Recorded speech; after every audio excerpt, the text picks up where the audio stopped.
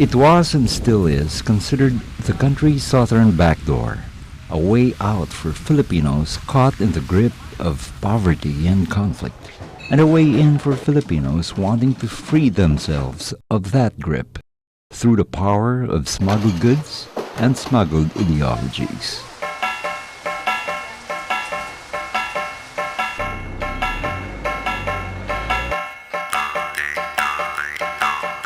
The Sulu and Sulawesi Seas is a vast maritime expanse, 900,000 square kilometer wide to be exact, hemmed in by coastlines belonging to three nations: Malaysia, Indonesia, and the Philippines. The trinational character of this Southeast Asian border area, along with the shared blood, culture, and history of many of the peoples that populate it, have conspired with its vast internationally border-lined waters and countless small islands, coves, and inlets to become an ideal place to lose one's pursuers in.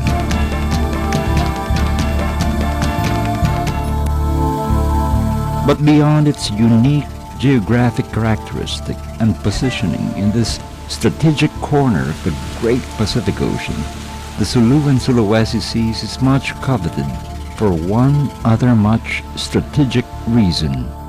It's being one of the world's most diverse and productive marine ecosystems, situated in the heart of what marine biologists refer to as the Coral Triangle, center of the world's highest concentration of marine biodiversity. The Sulu and Sulawesi Seas are home to a wide array of marine plants and animals. These range from seagrass meadows to mangrove forests, coral reefs and marine fishes, dolphins and whales, marine turtles, sharks and rays, as well as other less known but equally important plants and animals. The area is also home to about 35 million people who benefit from exploiting this vast repository of ocean wealth through fishing, agricultural production, tourism, and even mining. These are economic activities that, over time and unabated population growth, have given rise to destructive fishing practices that threaten the very marine ecosystems upon which millions depend for food and livelihood. Of such practices, overfishing is considered to be the biggest threat. Increasing demand for seafood by a steadily growing population and expanding external markets continues to affect coastal ecosystems in the Sulu Sulawesi Seas. Fishers resort to unsustainable and illegal fishing methods that destroy marine habitats, such as the rapid conversion of mangrove areas into aquaculture ponds, blast fishing, the use of poison in collecting reef fish for the aquarium industry, and the harvest of spawning fishes for the live reef food fish trade. All these negatively impact replenishment of fishery, destroy critical habitats, and jeopardize the food security of human populations.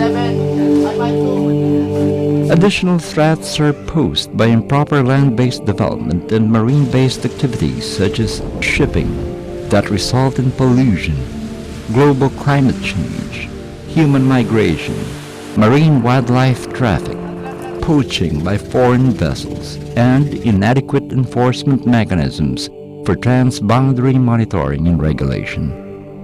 All these transfer problems across borders and become stumbling blocks to managing a common resource. To address these problems, Conservation International, a Washington, D.C.-based NGO working to preserve global biodiversity, has initiated the Sulu Sulawesi Seascape Project, aimed at building the strong foundation for a long-term conservation program while addressing current threats to the biological diversity of the Sulu and Sulawesi Seas. The project calls for the establishment of marine biodiversity conservation corridors within the Sulu and Sulawesi Seas, to facilitate the dispersal of fish larvae and serve as migration routes for marine animals, pelagic or deep-sea fish species, and even as shipping lanes. The corridors are considered especially important in light of a recent development in the Sulu Sulawesi, the start of offshore oil exploration, which will require strict monitoring and regulation if marine ecosystems in the area are to be protected. One, two, three, low! The designation of marine biodiversity conservation corridors entails a lot of policy and coordination work at the local, national, and international levels. This is because in practice, corridor establishment means the establishment of marine protected areas or MPAs or sanctuaries in communities and of networks of such sanctuaries across borders between communities or between countries.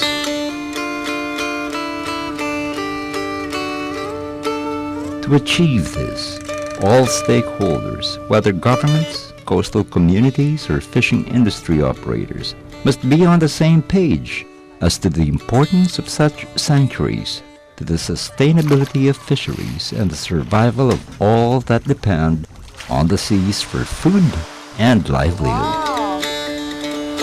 CI ensures this by conducting regular information, education, and communication campaigns aimed at raising public awareness of and support for the MPAs within a designated corridor. CI also works closely with other NGOs and the academic and scientific communities in lobbying and advocating with local and national governments for the passage of laws to establish and govern MPAs. Such laws are important not only to regulate fishing, but also to curb trans-border poaching and other criminal economic activity by unscrupulous fish traders catering to the burgeoning demand for fresh seafood from the global tourism industry. CI's work also entails a lot of coordination among communities and countries.